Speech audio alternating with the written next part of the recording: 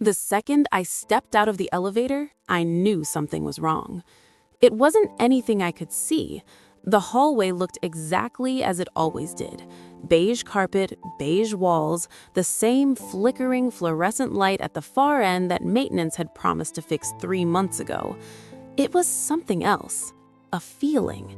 The kind of primal awareness that made ancient humans know a predator was watching from the trees. The air was too still. The silence felt staged, like a theater set between acts. My hand, wrapped around my takeaway coffee, trembled slightly. 12-hour shift.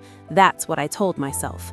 The kind where you forget to look at the clock, where the fluorescent lights of the office bleach your soul a little more, where you come home so hollowed out that your own hands feel like strangers. I slid the key into the lock, turned, pushed. The first thing I noticed was the smell, or rather, the lack of it. My apartment always smelled like me. Sandalwood from the candle I burned on quiet evenings, old books from the shelves I'd filled with first editions I couldn't really afford, lavender oil I dabbed on my pillows to trick my brain into sleeping. Now it smelled of nothing, like a hotel room after housekeeping has been through, scrubbing away all evidence of the guest. Then my eyes traveled to the living room. The void where my Chesterfield sofa had been was a physical presence.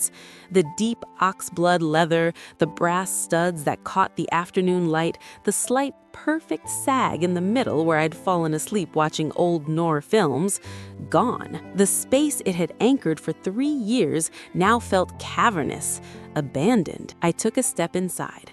My work bag slid from my shoulder and thudded to the floor. My mid-century walnut coffee table, the one with the hairpin legs I'd polished myself last weekend, gone. The hand-woven Persian rug, a splash of ruby and sapphire that had cost me a bonus check and a month of instant noodles, gone. The floorboards it once covered were cruelly bare, dotted with the pale ghosts of its absence. My heart hammered against my ribs. A robbery. A clean, professional job. They'd known exactly what to take. The high-end pieces, the curated collection I'd bled for. My phone buzzed in my pocket, a violent vibration against my thigh. I fumbled for it, my mind already forming the panicked words to report the crime. It was a text from my mother.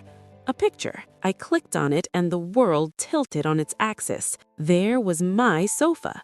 My coffee table, my rug. They were arranged in a sun-drenched, unfamiliar living room with white walls and a vase of fresh lilies on the windowsill. And there, lounging on my sofa with a smug feline grin, a glass of white wine in her hand, was my sister, Chloe. The caption below from Mom, "Surprise! Chloe's new place was so bare. We knew you'd want to help your little sister out.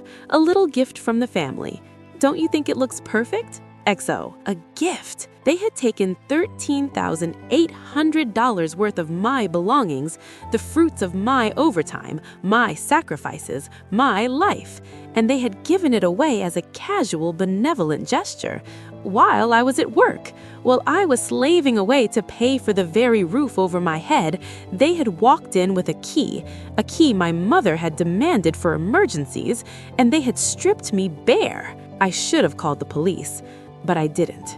Not then. An idea was forming in the void where my furniture used to be, cold and sharp as a shard of glass. I scrolled through my phone and opened a different app, a specific app. I tapped the icon, entered my password, and was greeted with a grid of 6 frozen fisheye lens views of my apartment.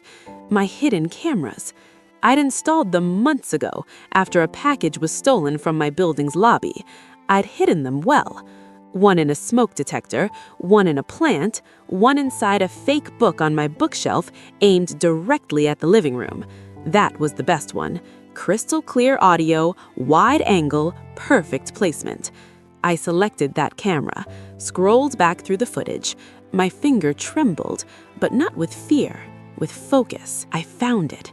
The timestamp read 2:17 p.m. The video was flawless, high definition. I watched my mother let herself in. She moved through my apartment like she owned it. She wandered through the living room, touching my things, the spine of a book, the surface of my coffee table, the arm of my sofa. A satisfied smirk played on her lips. 40 minutes later, 2 burly men in a moving company uniform arrived. I watched my mother direct them, pointing a manicured nail at my sofa, my table, my rug. The good pieces, her voice crackled from the phone's tinny speaker. Load those first. Then she did something that made my breath catch. She walked over to my writing desk, a beautiful, simple piece of oak that had been my grandfather's. I watched as she pulled out the main drawer, reached underneath, and with the practiced ease of someone who had installed it herself, unplugged the tiny, barely there power bank, the one that kept my hidden camera system running independently of the apartment's electricity. She pocketed it, humming a little tune. Then she looked up, directly at the camera hidden in the book, and she smiled. Not a nice smile. A smile that said, "I know. I've always known." She knew. She had known about the cameras. She had known, and she had come anyway. And she had dismantled my security with the casual confidence of someone who had been planning this for a long time. She hadn't just stolen my furniture. She had made sure there would be no evidence. A week went by. A week of radio silence. A week of me sleeping on an air mattress in my echo chamber of an apartment. My calls went unanswered. My texts ignored. I went to my mother's house. She wasn't home. I went to Chloe's new apartment. The building had a doorman who wouldn't let me up. Then, on day 8, another text from my mother, a picture of Chloe's housewarming party. There they all were, my mother, my sister, her vapid friends, posed around my furniture, toasting with champagne flutes. The caption, "Chloe says thank you for the housewarming gift. We knew you'd come through. We're so proud of our generous girl." I smiled. For the first time in a week, I smiled a real, genuine smile.